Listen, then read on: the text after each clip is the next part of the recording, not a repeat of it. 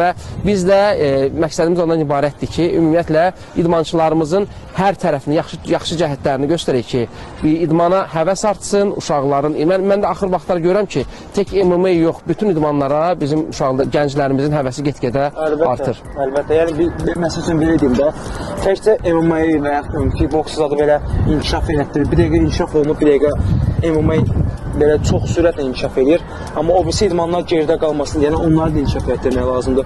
Həmçinin karatesidir, həmçinin MMA-sıdır, judosudur, güləşidir, yəni hamısını inkişaf etdirmək lazımdır. Yəni hansısa idmançı hamı və ya Conor, ya Tofiq, ya Həbib ola bilməyəcək, hamı məsəl üçün Rafael ola bilməyəcək, Şahin olmayacaq. Yəni ona görə Kral olmayacaq. Hələnin özünün təsiri var. Hər kəs çalışacaq ki, kiməsə oxşasın, amma özünə məxsus idmançı olacaq. Ona görə biz də motivasiya vermək, biz də ən azından